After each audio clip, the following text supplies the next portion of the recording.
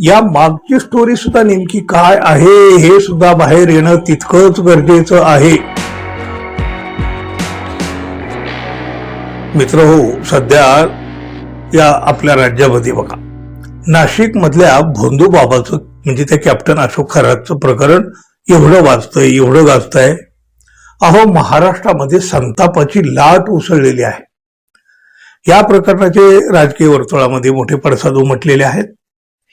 या प्रकरणामध्ये अनेक नेते अडचणीत येऊ लागलेल्या आहेत आणि त्यामुळं लवकरात लवकर दुसरं एखादं काहीतरी मोठं प्रकरण बाहेर आणलं जाईल आणि या भोंदू बाबाच्या प्रकरणात बाजूला टाकण्याचा प्रयत्न होईल असा अंदाज काही जणांना आधीच आलेला होता. आणि आता जे घडलं ते अगदी तसंच घडलेलं आहे. राष्ट्रवादी काँग्रेस पक्षाचे नेते आणि अन्न औषध प्रशासन मंत्री नरहरी झिरवाळ यांचा एक अत्यंत धक्कादायक आक्षेपार्ह व्हिडिओ अचानकपणे बाहेर आला आणि मग साहजिकच सगळ्यांचं लक्ष झिरवाळ यांच्याकडे डायव्हर्ट झालं. भोंदू बुवाकडून झिरवाळ यांच्याकडे. मंत्री झिरवाळ हे या प्रकरणामध्ये चांगले फसलेलेच आहेत, त्यात वाद नाही. मंत्र्यांच्या सरकारी बंगल्यामध्ये दारू आणि मदिराक्षी म्हणजे मद्य आणि मदिराक्षीचा हा सगळा खेळ उभ्या महाराष्ट्रानं पाहिला हो. शासकीय निवासस्थानामध्ये तृतीयपंथी व्यक्ती मंत्री झिरवाळ यांच्यासोबत बिछाण्यावर शेजारी खाद्य दारू असं सगळं काही आणि अत्यंत अश्लील आणि मंत्र्यांच्या नैतिकतेला कलंक लावणारा हा व्हिडिओ आहे. मित्रांनो, मंत्र्यांच्या बेडवर झोपलेल्या या तृतीयपंथीयाच्या भावानंच हा व्हिडिओ सार्वजनिक केलेला आहे. या मागं सुद्धा काही असू शकतं. या मंत्र्यांची आता या प्रकरणामधून सुटका होऊच शकत नाही, किमान नैतिक दृष्ट्या तरी सुटका होऊ शकत नाही. तसं पाहिलं तर झिरवाळ हे ज्येष्ठ नेते आहेत, त्यांनी अनेक पदं सुद्धा उपभोगलेली आहेत. कदाचित त्यांना प्लॅनिंग करून फसवलं सुद्धा गेलेलं असू शकतं. ब्लॅकमेल करण्याचाही प्रयत्न झालेला असेल हा कदाचित.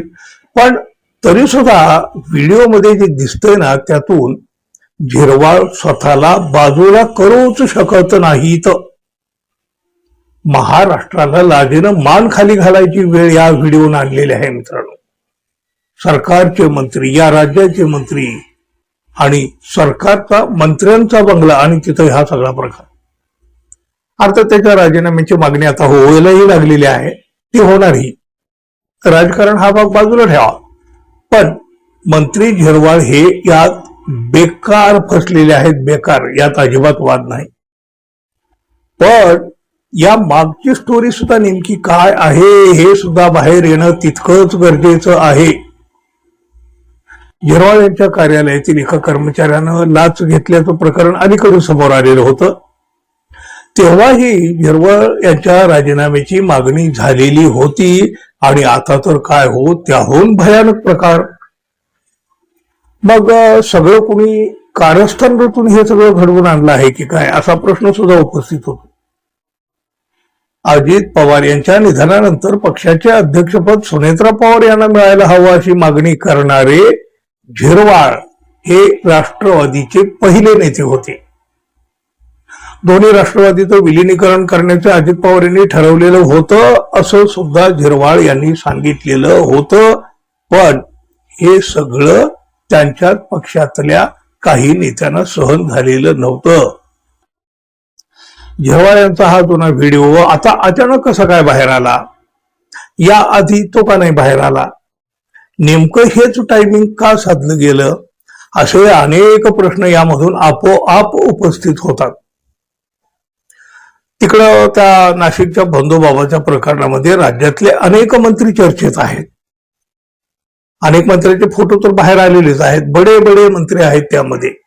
आणि मग त्याकडे दुर्लक्ष होऊन सगळी चर्चा झिरवाळ यांच्याकडे वळवण्याचा तर हा प्रयत्न, हा प्रकार नाही ना, असा प्रश्न आहे.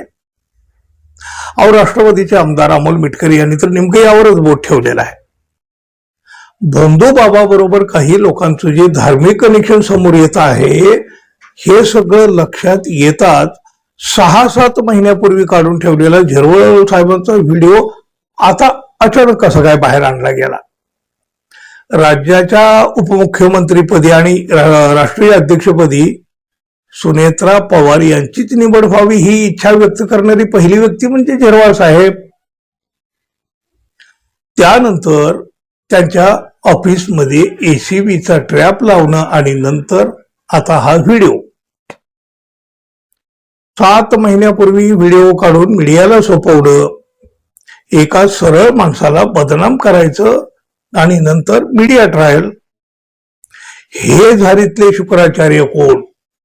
अशोक खरात प्रकरण अंगलट येत आहे म्हणून स्वतःवरील लक्ष विचलित करण्यासाठी केलेला हा प्रकार आणि हे वंगाळ राजकारण लक्षात येतंय.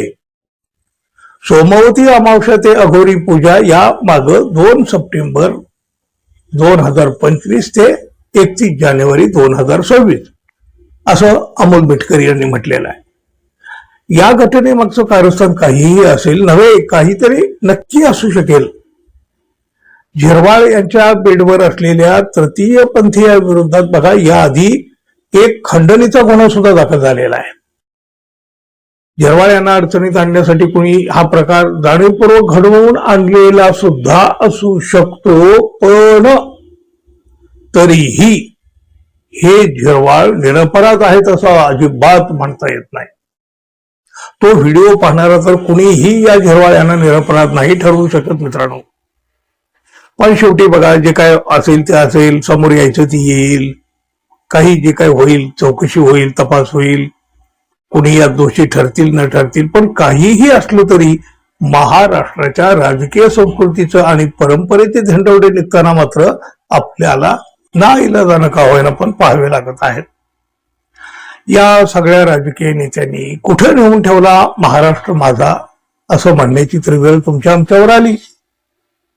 मित्र हो, हा सगळा प्रकार कुणी घडवून आणला असेल का हो? तुम्हाला काय वाटतं याबाबत? जरूर सांगा. धन्यवाद. पुन्हा भेटू. नमस्कार.